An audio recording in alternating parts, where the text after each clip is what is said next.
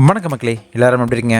நாளுக்கு நாள் அதிகமாயிட்டே இருக்கிற சிட்டி லைஃப், நகர வாழ்க்கையில அடுக்குமாடி வீடுகளும் குடியிருப்புகளும் தாறுமாறா பெருகி வந்துகிட்டு இருக்கிற இந்த நிலையில புதுசா கட்டப்படுற எல்லா வீடுகள்லயும் மரம் செடி கொடிகளை வளர்க்கறதும் பராமரிக்கிறதும் சாத்தியம் இல்லைங்கிறது பலருடைய ஆதங்கமா இருக்கு. இந்த குறைய போக்குற வகையில தற்போது பிரபலமாகி வரக்கூடிய ஒரு ஐடியா தான் பயோவால்னு அழைக்கப்படும் வெர்டிக்கல் பிளான்டிங் டெக்னிக். இதுக்கு பெரிய அளவுல இடமோ மனையோ தேவையில்லைங்க. ஜஸ்ட் உங்க வீட்டு சுவர்களே போதுமானது. வீட்டின் வெளிப்புறம் உட்புறம்னு எல்லா இடங்களுக்கும் பொருந்தக்கூடிய இந்த பயோவால் முறைக்கு தற்போது பெரிய அளவுல வரவேற்பு கிடைச்சு வந்துட்டு இருக்குங்கிறது குறிப்பிடத்தக்கது.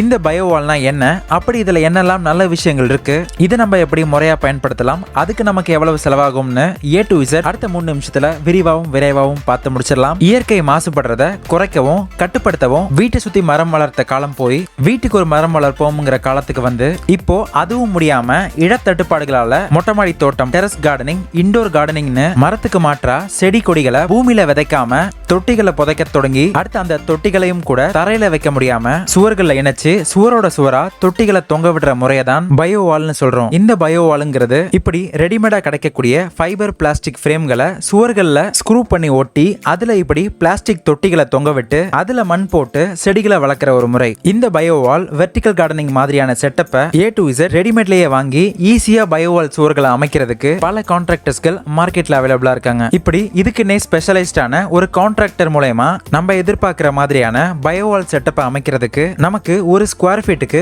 300 ரூபாயில இருந்து 750 ரூபாய் வரைக்கும் செலவாகும். இந்த தொகை தொட்டியுடைய சைஸையும் அதுல வரக்கூடிய செடியுடைய தன்மையையும் எண்ணிக்கையையும் பொறுத்து மாறுபடுது. ஆக 10 அடி உயரம் 10 அடி அகலத்துக்கு ஒரு பயோவால் சுவர் அமைக்கிறதுக்கு நமக்கு 30,000 ரூபாயில இருந்து 75,000 ரூபாய் வரைக்கும் செலவாகும். அதுவே இவ்வளவெல்லாம் செலவு பண்ண முடியாதுன்னு நினைக்கிறவங்க இந்த வேலையை தனிப்பட்ட ஒரு கான்ட்ராக்டர்கிட்ட கொடுக்காம நீங்களே MS அல்லது GI ஃப்ரேம்களை வாங்கி சுவர்களுக்கு ஏற்ப ஃப்ரேமை கட் பண்ணி அதுல MS ஒயர் மெஷ்களை விரிச்சு வெல்டிங் பண்ணி பின் இந்த இரும்பு ஃப்ரேமுக்கும் வலைக்கும் துரு பிடிக்காதபடி ஆன்டி கரோசிவ் பெயிண்ட் அடிச்சு இந்த மொத்த செட்டப்பையும் சுவர்கள்ல ஆங்கர் போல் ட்ரில் பண்ணி பிக்ஸ் பண்ணா போதும் வேலை முடிஞ்சது. ரெடிமேடா கிடைக்கக்கூடிய ஃபைபர் தொட்டிகளை வாங்கி செடி வச்சு இந்த ஒயர்கள்ல தொங்க விட வேண்டியதுதான். இப்படி மொத்த பயோவால் செட்டப்பையும் ரெடிமேடா ஒரு கான்ட்ராக்டர்ட்ட வாங்காம நம்மளே செய்யறதா இருந்தா ஒரு ஸ்கொயர் ஃபீட்டை வெறும் 150 ரூபாயிலேயே கூட முடிச்சிட முடியும். இதுல பலரும் பண்ற தப்பு, பயோவால் ஃப்ரேம்களுக்கும் வீட்டோட சுவர்களுக்கும் குறைஞ்சது 2 இன்ச் அல்லது 3 இன்ச் இடைவெளியாவது கண்டிப்பா இருக்கணும். இந்த இடைவெளி எதுக்குன்னா செடிக்கு ரெகுலரா தண்ணி ஊத்தும் போது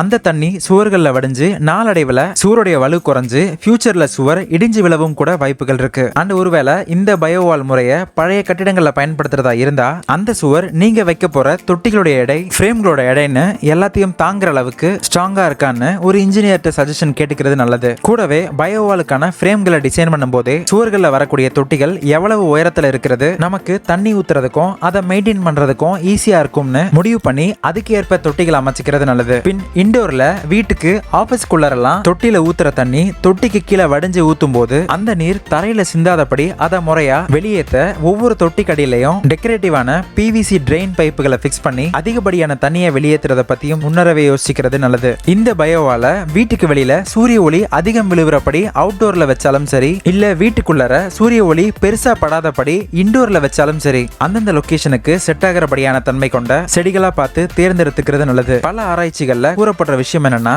ஒரு அறையில உள்ள 4 சுவர்கள்லயும் செடிகள் இருக்கிற பட்சம் அந்த அறையில உள்ள பொல்யூட்டட் ஏர், மாசடைந்த காற்றுங்கிறது 15ல இருந்து 20% வரை சுத்தமாக வாய்ப்புகள் இருக்குன்னு கூறப்படுது. உங்களை எத்தனை பேருக்கு இந்த சம்பவம் ஞாபகம் இருக்குன்னு தெரியல. நம்ம டெல்லியில 2019 போது 15 நிமிஷம் சுத்தமான காற்றை சுவாசிக்க 500 ரூபாய்னு ஃப்ரெஷ் ஏர் ஃபார் சேல்னு டெல்லியில உள்ள காற்று மனிதர்கள் சுவாசிக்க உகந்தது இல்லைன்னு ஒரு பெரிய பிரச்சனை கிளம்பிச்சு. பின் கொரோனா வந்த உடனே இதெல்லாரும் மறந்துட்டோம். அந்த வரிசையில நம்ம தமிழ்நாடும் குறிப்பா சென்னையும் வர்றதுக்கு நிறையவே வாய்ப்புகள் இருக்குன்னு அப்பவே பல நியூஸ் சேனல்கள்ல பயன்படுத்திட்டு இருந்தாங்க. ஆக மரம் செடி கொடிகளை வளர்க்கறதெல்லாம் இயற்கையை காப்பாத்துறதுக்குன்னு நினைக்காம நம்மளையும் நம்ம அடுத்த சங்கதியும் காப்பாத்துறதுக்குன்னு நினைச்சு இடம் பற்றாக்குறையா இருக்கிறவங்களுக்கெல்லாம் பயோவால்னு ஒண்ணு இருக்கிறத பத்தியும் அதன் நன்மைகளை பத்தியும் உங்க நண்பர்கள்ட்ட எல்லாம் தெரியப்படுத்துங்க. அடுத்த ஒரு இன்ஃபர்மேட்டிவ் வீடியோல உங்களை மீட் பண்றேன். நான் கிஷோர். தேங்க்ஸ் ஃபார் வாட்சிங்.